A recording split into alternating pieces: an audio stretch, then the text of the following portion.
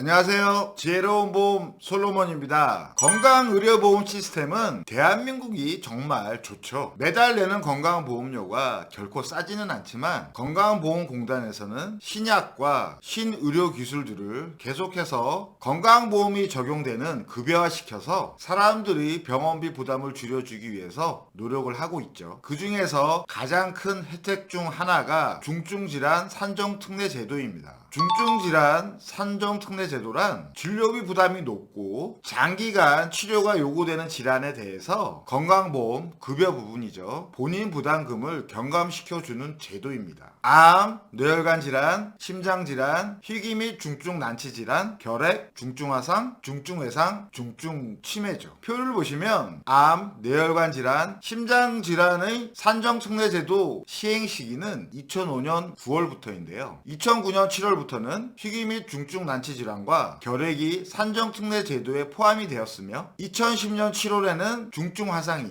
2016년 1월에는 중증외상이, 그리고 2017년 10월부터는 중증치매까지 산정특례에 포함이 되었죠. 암은 특례기간이 확인일로부터 5년이며 입원 또는 외래 시 본인 부담률이 건강보험이 적용되는 급여의 5%입니다. 암은 항암기간, 재발기간 등을 고려해서 5년을 보장해주죠. 5년 후에도 산정특례 재등록이 가능한데 특례기간 5년 종료 시점에 잔존암, 전이암이 있거나 추가로 재발이 확인되는 경우로서 암 조직의 제거, 소멸을 목적으로 수술, 방사선, 호르몬 등 항암치료나 항암제를 계속하여 투여 중인 암 환자로 종료 예정일 1개월 전부터 신청이 가능합니다. 뇌혈관 질환과 심장질환의 경우에는 특례기간이 최대 30일로 본인 부담률이 급여의 5%죠. 뇌혈관 심장질환은 수술 1회당 30일로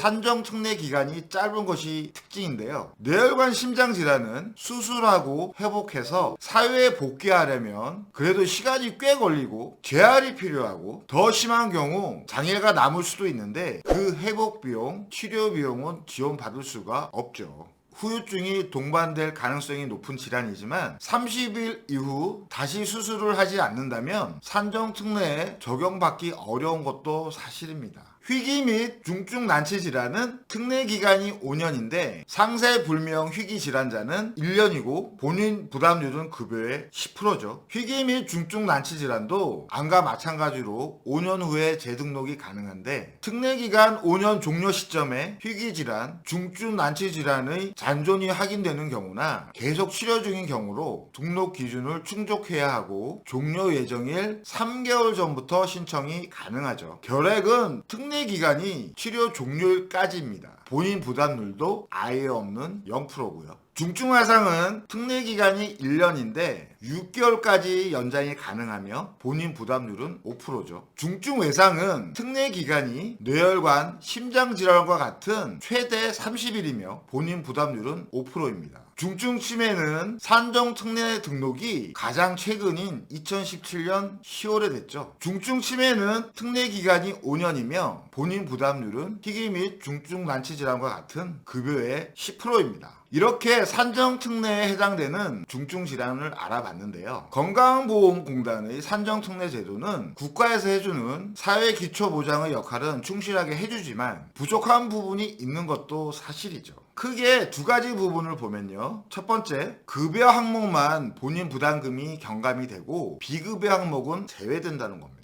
두 번째는 3대 사망 원인인 암, 뇌혈관 질환, 심장질환 중 암을 제외하고는 산정특례 기간이 30일로 짧다는 거죠. 보통 치료비는 건강보험이 적용되는 급여와 건강보험이 적용되지 않는 비급여로 나누어지는데요. 비급여는 건강보험 혜택이 적용되지 않는 항목으로 비용의 전액을 환자가 부담하죠. 많이 알려진 비급여 항목으로는 라식, 라섹과 같은 시력교정술, 임플란트 크라운 같은 치과보철료, 도수치료 등이 있죠. 입원 시 일부 약품, 치료대, 재활치료 등도 또한 비급여 항목으로 부담해야 되는 것들이 있습니다. 있으며 2인실, 3인실 등 상급 병실을 이용할 경우에도 일부 금액은 비급여 항목으로 표시가 되기도 합니다. 1인실은 100% 비급여이고요. 암을 예로 들면 대부분의 표적 항암제 및 면역 항암제는 비급여 항목으로 건강보험 적용이 안 되는 경우가 많기 때문에 여전히 암 치료비는 부담스러울 수밖에 없습니다.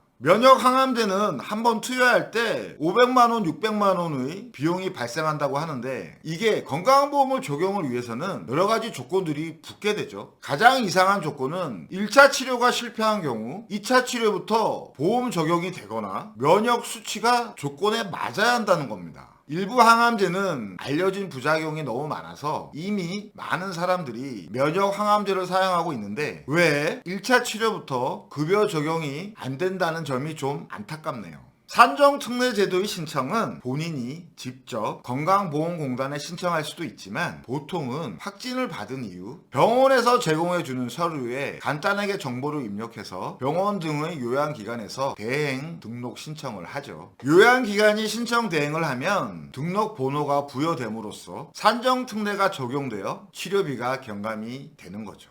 그리고 등록번호가 부여되면 산정특례의 대상자에게도 문자 등의 SMS로 등록이 통보가 됩니다. 그런데 병원에서 산정특례 접수 대행 후 등록까지는 하루나 이틀이 소요가 되죠. 산정특례의 적용 시기는 진단 확진일로부터 30일 이내 신청하시면 확진일부터 적용이 되고 30일 이후에 신청하시면 신청일부터 적용이 되니 꼭 진단 확진일로부터 30일 이내에는 신청을 하세요. 30일 이내는 내가 미리 결제한 진료비도 모두 환급을 받을 수가 있습니다. 그런데 정확한 진단명이 나오기 전에 한 검사들은 적용이 안 되죠. 사실 진단이 나올 때까지 검사 중 MRI, CT, 피검사 등 비싼 게 많아서 산정특례 등록 후 하고 싶지만 그 부분은 바로는 안 되고 나중에 진료비를 소급 적용해서 환급받는 시스템입니다. 대신 입원을 할 경우에는 산정특례 등록 후 결제하면 입원일이 진단일보다 빠르다고 해도 한 번에 결제된 게 적용돼서 산정특례를 바로 적용받을 수가 있습니다. 건강보험공단의 산정특례에 선정되었다 해도 선택의료비인 비급여는 적용되지 않으니 더 좋은 치료나 의료 서비스를 받기 위해서는 보험사를 통한 보험을 준비해 놓을 필요성이 있습니다. 개인이 준비해야 할 부분은 부족한 부분인 비급여 의료 항목에 대한 비용에 대비할 수 있는 실손보험이나 진단비 그리고 수술비 정도 되겠죠. 암이나 뇌혈관, 심장질환 진단 후 이전과 같은 소득생활이 힘들어질 경우를 대비한 진단비로 생활비를 웬만큼 커버할 정도는 준비해 놓는 것이 좋지 않을까 생각됩니다. 오늘 영상이 유익하셨다면 구독, 좋아요, 알림 설정 부탁드립니다. 감사합니다.